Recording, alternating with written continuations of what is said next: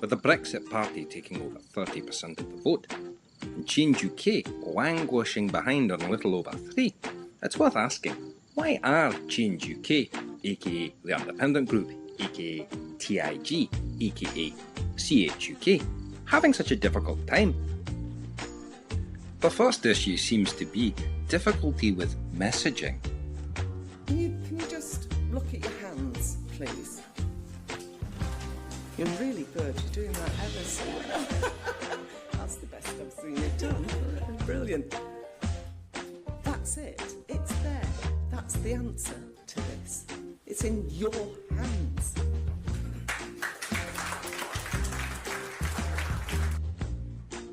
Now this poor lady, whoever she is clearly completely insane.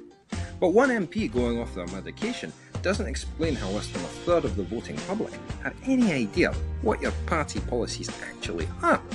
In fact, only Labour and the Conservatives, who have no policy on Brexit at all, far worse than Change UK. But how can this possibly be? They're a single-issue party. Remain?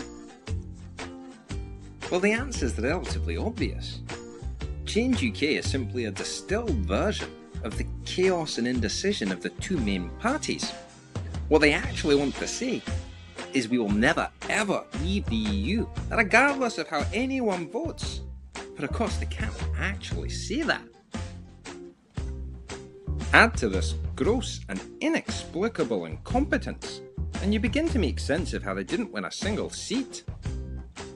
The first warning sign came when it emerged that they didn't have anyone working for them competent enough to get their logo on a ballot paper, banned for using a hashtag and a name that, well, isn't actually their name. Their logo was conspicuously absent.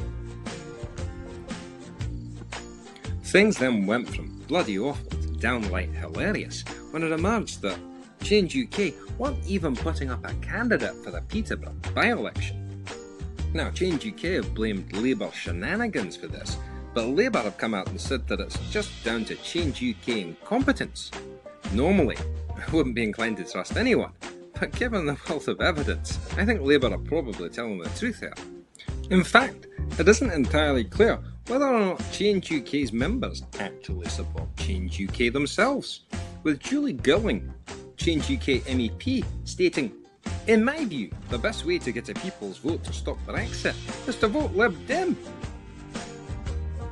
And her leader, Heidi Allen, who, let's face it, isn't bad looking, seems to feel the same way, refusing to commit to stand for Change UK at any future election.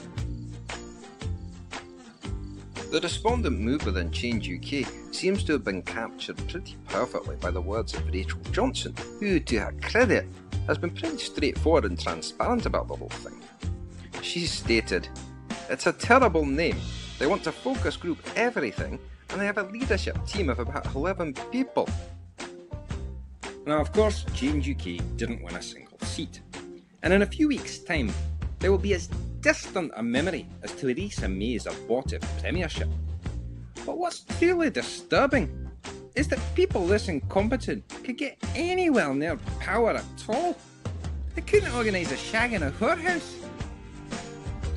Now, I'd like to end this on a positive note. So how about we look at it this way? Some of the most incompetent people ever to step foot in British politics have pretty much ended their careers. That's something we can all have a drink to. Can you just look at your hands, please? You're really good. You're doing that ever so well. That's the best I've seen you done. Brilliant. That's it. It's there.